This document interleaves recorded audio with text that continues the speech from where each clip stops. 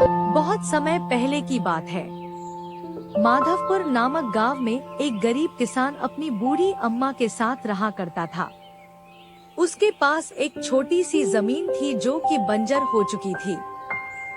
फिर भी वह दिन रात उस पर मेहनत करता था। मोहन बहुत ही मेहनती और ईमानदार था। वह एक आत्मविश्वास से भरा हुआ व्यक्ति था जिसे न हालातों से डर लगता था न ही लोगों की बातों से। हर दिन सूरज उगने से पहले ही वह उसी आत्मविश्वास के साथ उठता और अपने खेत की ओर बढ़ता जहां सिर्फ बंजर जमीन थी, लेकिन उसके सपनों की हरियाली छिपी हुई थी। उसे यकीन था कि एक दिन उसकी मिट्टी उसे जरूर जवाब देगी, सोने जैसी फसल बनकर। ओ बेटा मोहन, तेरे लिए मैंने जमींदार से बात कर ली है।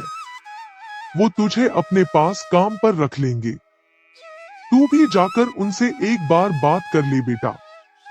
अब हमारे बस की बात नहीं रही। कम से कम वहां रहकर तू अपना गुजारा तो कर पाएगा। मुझे तेरा बहुत ख्याल है मोहन, इसलिए यह कदम उठाया। जाकर बात कर ले, सब ठीक हो जाएगा।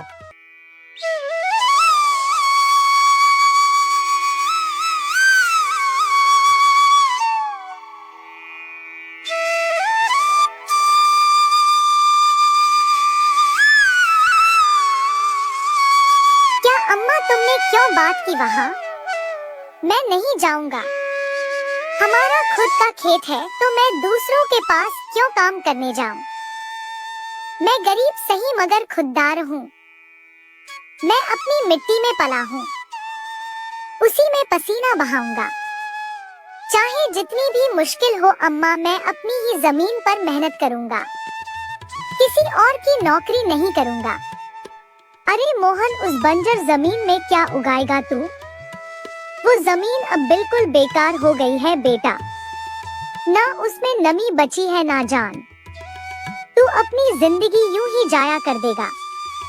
उस जमीन को संवारते संवारते मैं जानती हूँ तेरा हौसला बड़ा है, पर बेटा हौसले से पेट नहीं भरता।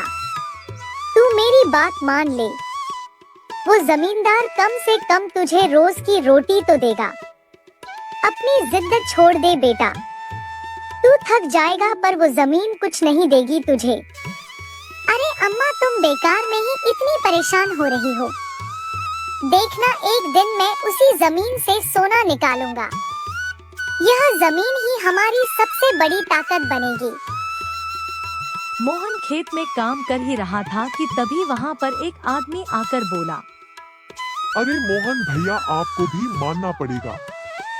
आप फिर से इस बंजर जमीन पर मेहनत कर रहे हैं। अरे मंगेश भैया, अब क्या करें? जमीन हमसे ज्यादा मेहनत करवा रही है, पर क्या करें? धरती तो माँ समान होती है। जैसा वह चाहे वैसा ही करना पड़ता है।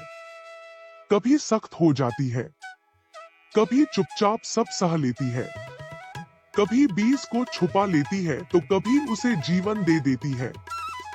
हम तो बस उसके बच्चे हैं जो उसके हर रंग को अपनाना जानते हैं। थक तो जाते हैं भैया, पर जब मिट्टी की खुशबू आती है ना तो सारी थकान उतर जाती है। उम्मीद है यह माँ हमें खाली हाथ नहीं लौटाएगी।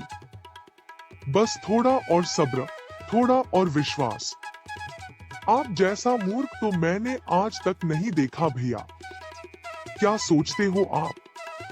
दुनिया कहां से कहां पहुंच गई और आप अब भी उसी बंजर जमीन से उम्मीद लगाए बैठे हैं। मोहन के पास उस आदमी की बातों का कोई जवाब नहीं था। वह वहां से अपने घर चला जाता है। जब दोपहर को मोहन थक हार कर घर पहुंचता है तो देखता है कि माँ बुझे हुए चूल्हे के पास चुपचाप बैठी है। क्या हुआ अम्मा? तुम ऐसे क्यों बैठी हो? खाना क्यों नहीं बनाया? क्या बात है? बेटा, चूल्हा जलाने के लिए लकड़ियाँ नहीं है, इसीलिए चूल्हा कैसे जलेगा? बस इतनी सी बात है अम्मा। मैं अभी जाकर ले आता हूँ लकड़ियाँ। मोहन लकड़ियाँ लाने जंगल चला